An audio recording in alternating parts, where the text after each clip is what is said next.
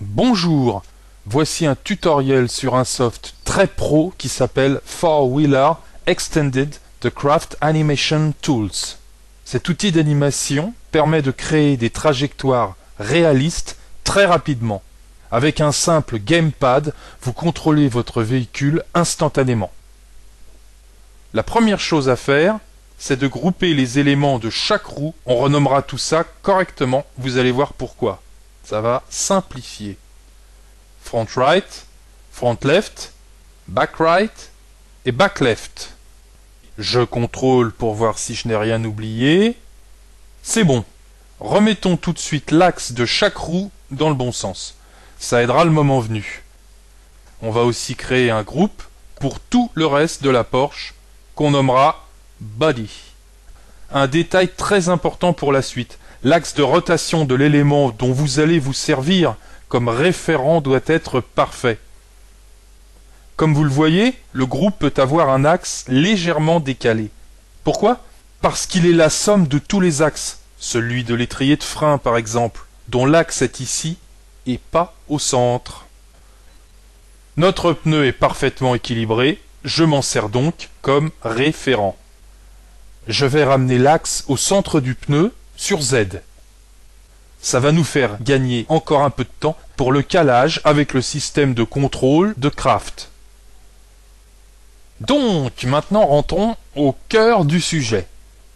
On ouvre la fenêtre de Craft Director Studio et on prend un rig de véhicule à 4 roues. On le renomme tout de suite Porsche. Je cache le véhicule pour qu'on voit ce qu'on a exactement ici. Gravity Direction Mesh regroupe les éléments du sol et renvoie l'information aux roues. Target Mesh représente une cible indispensable en Autonomous Mode. Car Body Mesh regroupe tous les éléments du véhicule, c'est l'animation principale. External Force Mesh permet d'ajouter certains effets très intéressant. Steering Wheel Mesh regroupe les éléments du volant qui tournent en fonction du mouvement. Turn Base Mesh, rien à voir avec une traction ou une propulsion, mais fait tourner 2 ou 4 roues simultanément en fonction de sa position. Chassis Relocator Mesh permet d'ajouter un mouvement supplémentaire à la trajectoire classique, d'où son nom Relocator, très important pour ajouter un effet supplémentaire. À l'intérieur, on retrouve les Wheel Relocator Mesh qui permettent aussi d'ajouter des effets supplémentaires aux roues. Ces groupes sont composés de l'axe de la roue, de l'amortisseur et de la roue, bien entendu. Donc, qu'est-ce que c'est que cette forme? Cette auto assez grossière est en fait une doublure. On la dimensionne uniformément à la taille de la voiture.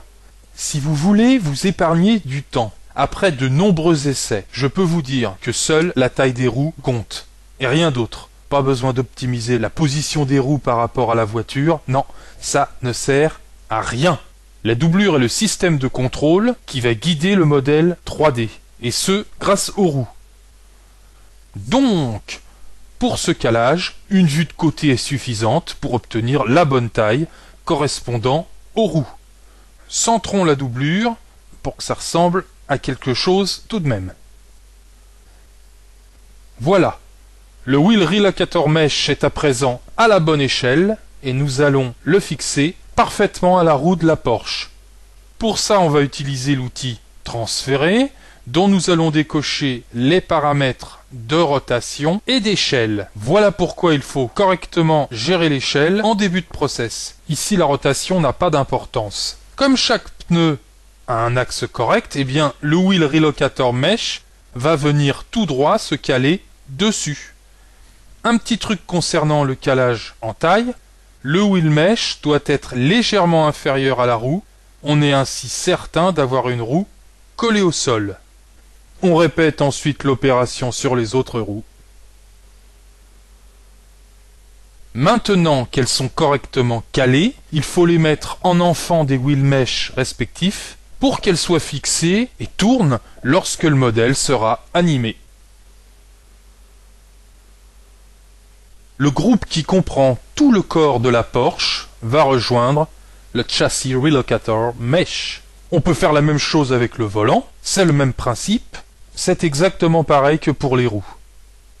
Maintenant il nous faut un sol, on va prendre un plan, des éléments peuvent être ajoutés pour créer du relief, tout doit être édité. Le sol est placé en enfant du Gravity Direction Mesh.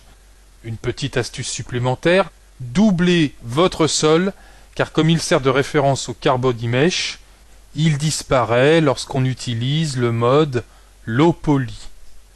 Ce sont ces deux icônes qui permettent d'afficher le modèle en version Low Poly ou en version Full Poly. Très utile pour avoir une bonne réactivité de la simulation. D'autres fonctions sont dispo dans la fenêtre, pas besoin de traduire. Tout se pilote au gamepad. Vous imaginez les possibilités? Je charge le réglage de mon gamepad favori. Une batterie de preset est également disponible. Là, c'est énorme.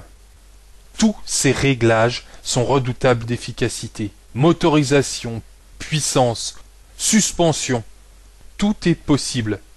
Ah, évitez de cocher cette case, parfois le calcul s'emballe et c'est difficile de l'arrêter.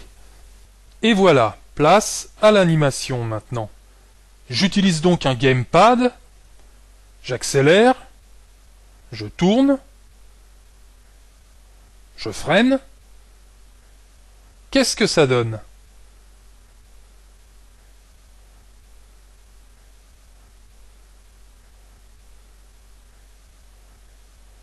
Voilà ce que l'on peut obtenir avec un peu plus de temps, c'est-à-dire en montant différents plans et en rajoutant du son. Comme vous pouvez le constater, les étriers de frein tournent avec les roues. Mais pourquoi donc ? Eh bien parce que l'étrier est inclus dans le wheel mesh qui vient d'être animé. On pourrait sortir l'étrier du groupe, mais il ne serait plus sous l'influence de l'amortisseur. Donc une seule solution, copier le groupe wheel mesh et le fameux étrier pour supprimer les pistes de rotation ainsi que tous les autres éléments en double. Dans le premier groupe, on supprime juste l'étrier. On a bien maintenant un groupe avec et un groupe sans. On vérifie, c'est bon, l'étrier ne tourne plus. Ça, c'est valable pour les roues arrière. Mais qu'en est-il pour les roues avant ?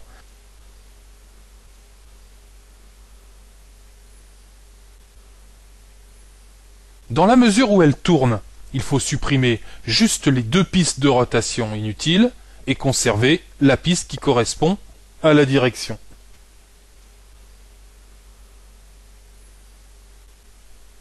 Voilà, les étriers de frein ont désormais un comportement correct sur cette Porsche. Voici maintenant la dernière partie de ce tutoriel. Nous allons aborder rapidement de nouvelles techniques qui permettent d'affiner encore et encore notre animation. On note ici que les clés d'animation sont associées à certains groupes et pas à d'autres. Vous allez comprendre, c'est précisément très utile. Donc, après l'enregistrement, les clés d'animation sont associées au Carbody Mesh, c'est-à-dire à l'ensemble du véhicule, et aussi au Wheel Mesh, c'est-à-dire aux roues, mais pas au Chassis Relocator Mesh, ni au groupe Body Porsche, ni au Wheel Relocator Mesh. Pour être précis, il existe juste une clé par piste au début qu'il faut supprimer. Ces groupes offrent des possibilités d'animation très réalistes. On reviendra dans un prochain tutoriel sur ces techniques particulières. On verra entre autres à quoi servent les fonctions External Force et Direct Input Link. Je vous rappelle que toutes les clés d'animation sont enregistrées sur la timeline et peuvent donc être utilisées, modifiées de façon précise et autonome dans toutes les versions de Cinema 4D, égales ou supérieures. Eh bien j'espère que ce tutoriel vous a éclairé un peu. Allez, ciao!